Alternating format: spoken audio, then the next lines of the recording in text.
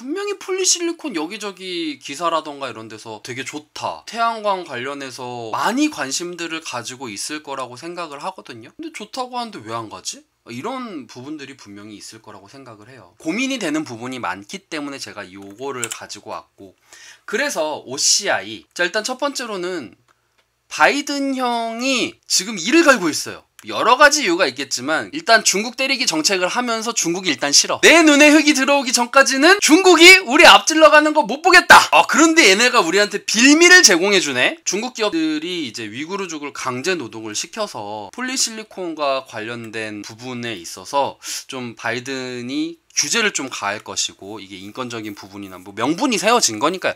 정치는 명분이잖아요. 그러니까 니네가 위구르족을 강제 노동시켜서 이득을 보고 있으니 나는 너희에 대해서 폴리실리콘 관련해서 규제를 할 거다. 그러면 여기서 수혜를 볼 수 있는 게 여기 기사에서도 나와 있죠. OCI 등 국내 폴리실리콘 업체가 반사이익을 기대할 수 있다. 이렇게 나와 있어요. 근데 주가는 이렇게 나온 거 치고는 생각만큼 안 간다라는 게 아니라, 여러분들이 생각하기로는 막 진짜 막 하늘 뚫고 막 올라가고 막 제2의 효성 TNC처럼 막 미친 듯이 날아가고 이럴 것 같았는데 그러지 못하고 있는 부분이 너무나도 안타까워할 것 같다라는 것들이 다 눈에 보이더라고요. 여러분들이 너무 좀 힘들어할 거라는 게 보이기 때문에, 그래 내가 한번 리포트를 한번 찾아보자 라고 해서 제가 OCI를 좀 했습니다. 여러분들 리포트 보는 시간을 줄인다는 거지 뭐 제가 더 특별한 뭐 정보를 알고 있어서 여러분들께 뭐 이걸 찌라시로 알려드립니다 이건 아니니까요.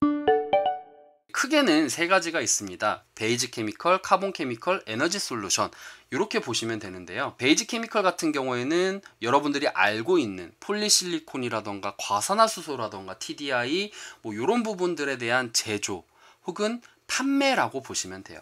그리고 카본 케미컬 같은 경우에는 피치, 블랙 카본, 뭐 벤젠 뭐 이런 거라고 보시면 되고요.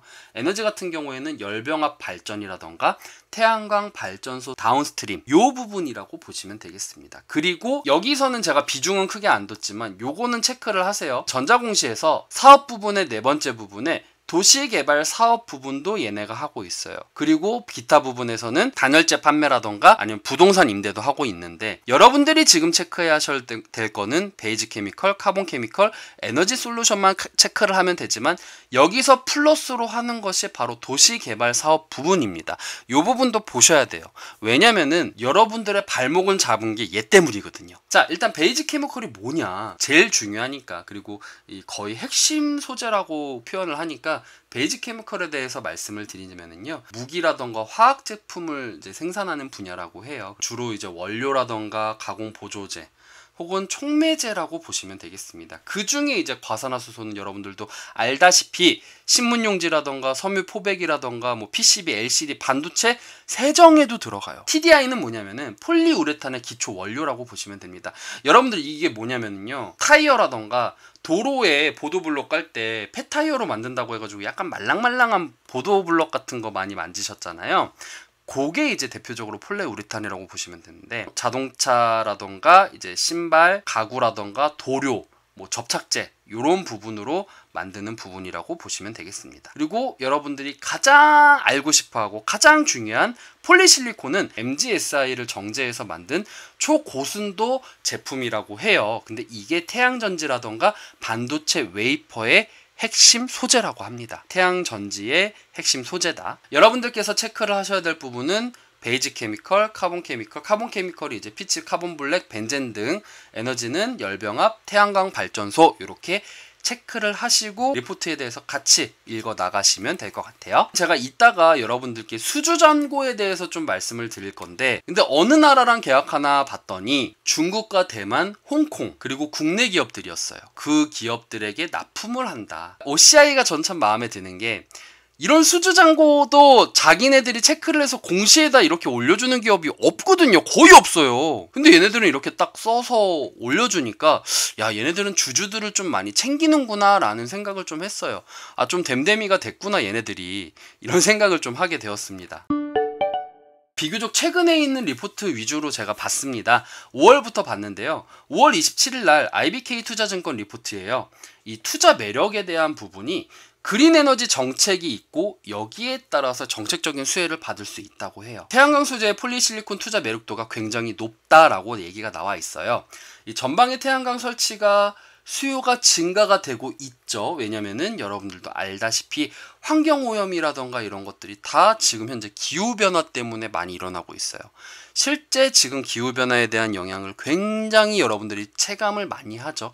이 기후변화 때문에 정전이 일어나거나 홍수가 나거나 열돔 현상이 일어나거나 이런 다양한 이슈들 때문에 주가에도 당연히 영향을 미치기도 하고요. 친환경 정책은 빼놓을 수 없는 정책이 돼버렸어요. 중국산 폴리실리콘 사용에 대한 규제가 우려되고 있기 때문에 반대로 우리나라에 대해서 반사이익을 누릴 수가 있을 것이다. 그리고 전형적인 공급 과잉 제품이에요. 얘 같은 경우에는 그만큼 단가가 싸다라는 얘기죠. 근 2년 동안에 신증설이 거의 없었어요. 얘는 공급 과잉 제품인데 왜 증설을 하겠어요. 근데 아까 말씀드렸죠. 수요가 늘어나고 있다고. 최근 근래 들어서 더. 그래서 이제 폴리실리콘이라던가 태양광 소재에 대한 가격이 이제 여기에 따라서 가격이 올라갈 수 있는 거는 이 기업의 호재가 되는 거니까요. 태양광 경쟁력 측면에서는 또 마냥 긍정적이진 못하죠. 왜냐하면 중국이 워낙 또 저가로 공격적으로도 들어오니까요.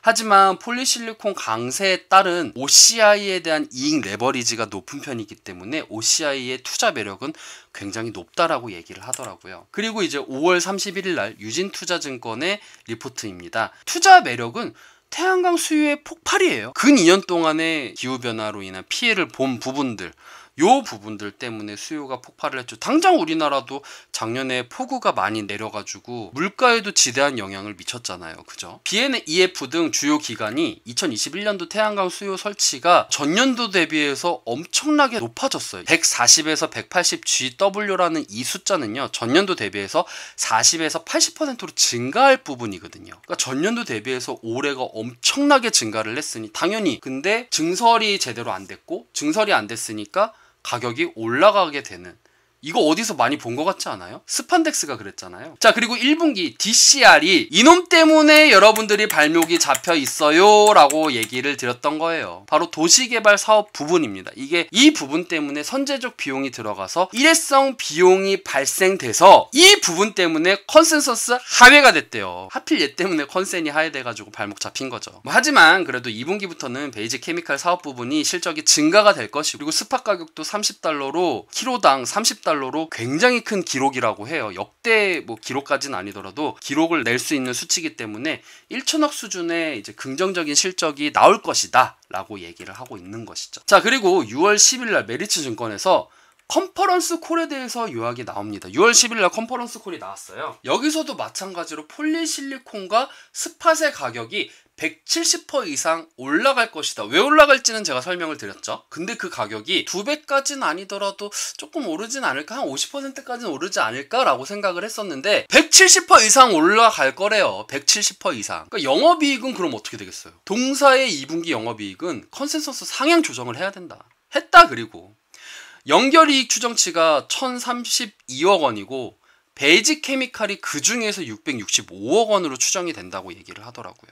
지금 이제 문제가 되는 게 폴리실리콘 가격이 지금 급등이 되고 있어서 지금 막 이거 2분기 때 끝나는 거 아니야 라고 얘기를 했지만 여전히 수급이 타이트하기 때문에 타이트한 수급 여건으로 인해서 3분기까지 이 폴리실리콘 가격에 대한 급등은 이어질 것이다.